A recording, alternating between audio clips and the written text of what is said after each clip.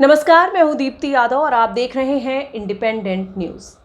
खबर आ रही है कि ईरान के हमले में शिकार हुए F-15E विमान के पायलट को अमेरिका ने सुरक्षित बचा लिया।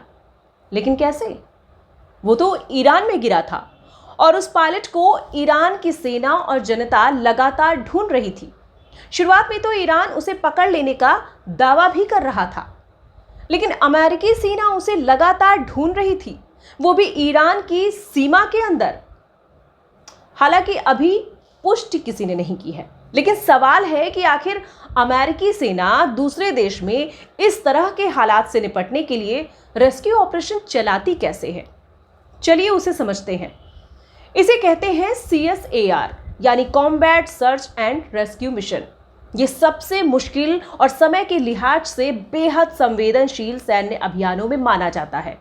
इस तरह के अभियान की तैयारी अमेरिका और उसके साथी देश मिलकर करते हैं। अमेरिका में वायुसेना की विशेष यूनिट्स को CSAR मिशनों के लिए खास तौर पर ट्रेनिंग दी जाती है और उन्हें अक्सर पहले से ही उन इलाकों के पास तैनात कर दिया जाता है जहां युद्ध के दौरान विमान गिरने की आशंका होती है। सीधे शब्दों में कहें तो CSAR मिशन ऐसे ऑपरेशन होते हैं जिनका मकसद जरूरत में फंसे सैनिकों को ढूंढना, उनकी मदद करना और उन्हें सुरक्षित निकालना होता है, जैसे कि गिराए गए पायलट या फिर अलग थलग पड़े सैनिक। हाँ, प्राकृतिक आपदा या मानवीय राहत के दौरान होने वाले सामान्य सर्च एंड रेस्क्यू ऑपरेशन से ये अलग होते हैं। CSAR मिशन दुश्मन या फिर संघर्ष वाले इलाकों में किए जाते हैं। कुछ मामलों में ये मिशन दुश्मन के इलाके में काफी अंदर तक जाकर किए जाते हैं, जैसा कि शुक्रवार को ईरान को लेकर बताया गया ये ऑपरेशन है, क्योंकि जिस इलाके में बचाव टीम अपने सैनिकों को ढूंढ रही होती है, उसी जगह पर उसी वक्त दुश्मन की सेना भी उन्हें पकड़ने की कोशिश कर रही होती है। आज के समय में CSAR मिशन अक्सर हेलीकॉप्टर्स के जरिए किए जाते हैं। इनके साथ ईंधन भरने वाले विमान और दूसरे सैन्य विमान भी होते हैं, जो कि जरूरत पड़ने पर हमला कर सकते हैं या फिर इस पूरे इलाके की निगरानी करते हैं। खास बात यह है कि शुक्रवार को ईरान से सामने आए कुछ वीडियोस में अमेरिकी सैन्य हेलीकॉप्टर और एक ईंधन भरने वाला विमान खुजेस्तान प्रांत के ऊपर काम करते हुए दिखाई दिया है। हवाई हमलों और युद्ध के दौरान होने वाले बचाव मिशनों का इतिहास काफी पुराना है। इसकी शुरुआत प्रथम विश्व युद्ध के समय मानी जाती है, जब पायलट फ्रांस में अचानक लैंडिंग करके अपने गिरे हुए साथियों को बचाया करते थे। अमेरिकी सेना की पैरा रेस्क्यू यूनिट्स की जड़ें 1943 के एक मिशन तक जाती हैं, जब 2 सैन्य सर्जन पैराशूट से उस समय के वर्मा, जो कि अब म्यांमार है, वहां पर उतरे थे ताकि अपने घायल सैनिकों की मदद कर सके। लेकिन क्या आप जानते हैं कि दुनिया का पहला हेलीकॉप्टर रेस्क्यू 1 साल बाद हुआ था, जब एक अमेरिकी लेफ्टिनेंट ने जापानी सेना की लाइन के पीछे से 4 सैनिकों को बचाया था।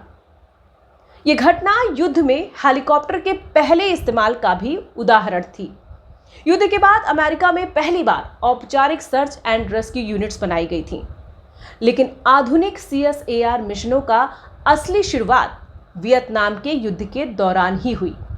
उस वक्त बैट 21 नाम के मिशन में उत्तरी वियतनाम की सीमा पर गिरे एक पायलट को बचाने की कोशिश के दौरान कई सारे विमान तबाह हो गए थे और वहीं पर कई सारे अमेरिकी सैनिक भी मारे गए थे। इस युद्ध के दौरान CSAR मिशनों का दायरा और जटिलता दोनों काफी बढ़े। वियतनाम युद्ध के बाद वहां के अनुभव के आधार पर अमेरिकी सेना ने अपनी रणनीतियों और प्रक्रियाओं को और भी ज्यादा बेहतर बनाया, जो कि आज तक के बचाव अभियानों की एक नींव बने हुए हैं। हालांकि अमेरिकी सेना की हर शाखा के पास सीमित CSAR क्षमता होती है, लेकिन सैनिकों को ढूंढने और बचाने की मुख्य जिम्मेदारी अमेरिकी वायुसेना की होती है। ये काम मुख्य रूप से पैरा रेस्क्यू मैन करते हैं, जो कि सेना की स्पेशल ऑपरेशन यूनिट्स का हिस्सा होते हैं। इनके काम किसी भी अमेरिकी सैनिक को सुरक्षित दुश्मन के इलाके से निकालना होता है। इस यूनिट के जवान लड़ाई और मेडिकल दोनों ही कामों में माहिर होते हैं। इन जवानों को अमेरिकी सेना के सबसे कठिन ट्रेनिंग सिस्टम में से एक से गुजरना पड़ता है, चयन और ट्रेनिंग की पूरी प्रक्रिया लगभग 2 साल चलती है। इसमें पैराशूट ट्रेनिंग, ड्राइविंग, पानी के अंदर काम करने की ट्रेनिंग, सर्वाइवल ट्रेनिंग, दुश्मन से बचाव और निकलने की ट्रेनिंग और सिविलियन पैरामेडिकल फोर्स शामिल होता है। इसके अलावा इन्हें युद्ध के मैदान में मेडिकल मदद, जटिल बचाव ऑपरेशन और हथियारों की भी खास ट्रेनिंग दी जाती है। आमतौर पर करीब 80% उम्मीदवार इस ट्रेनिंग को पूरा ही नहीं कर पाते और कई बार ये संख्या इससे भी ज्यादा होती है। जमीन पर इन टीमों का नेतृत्व कॉम्बैट रेस्क्यू ऑफिसर्स करते हैं, जो पूरी तरह प्रशिक्षित होते हैं और बचाव मिशनों की योजना बनाते हैं, तालमेल बैठाने और उन्हें अंजाम देने की जिम्मेदारी भी संभालते हैं। पैरा रेस्क्यू टीमों को इराक और अफगानिस्तान के युद्धों के दौरान बड़े पैमाने पर तैनात किया गया था।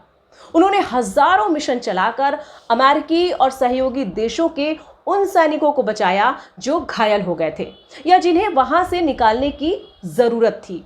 उदाहरण के तौर पर साल 2005 में वायुसेना की पैरा रेस्क्यू टीमों को एक अमेरिकी नेवी सील को बचाने के लिए भेजा गया था, जो अफगानिस्तान के एक गांव में शरण लिए हुए थे। उसकी टीम पर घात लगाकर हमला हुआ था, जिसमें उसके बाकी 3 साथी मारे गए थे। इस घटना पर बाद में लोन सर्वाइवर नाम की फिल्म भी बनी है। हाल के दशकों में गिराए गए अमेरिकी पायलटों को बचाने के मिशन काफी कम हुए हैं। 1999 में सर्बिया के ऊपर मार गिराए F-117 स्टेल्थ फाइटर के पायलट को पैरा रेस्क्यू टीमों ने ढूंढकर सुरक्षित बाहर निकाला था। और इसी तरह 1995 में बोस्निया में एक चर्चित घटना में अमेरिकी पायलट स्कॉट ग्रेडी को बचा लिया गया था। उनका विमान गिरा दिया गया था और उन्होंने 6 दिनों तक दुश्मन से बचते हुए खुद को छिपाए रखा था। बाद में वायुसेना और मरीन कोर के संयुक्त CSAR मिशन ने उन्हें वहां से सुरक्षित बाहर निकाला था। आपको ये जानकारी कैसी लगी हमें ज़रूर बताइएगा और हमारे चैनल को ऐसी ही जानकारियों के लिए सब्सक्राइब कीजिए। फिलहाल मुझे दीजिए इजाज़त। नमस्कार, जय हिंद।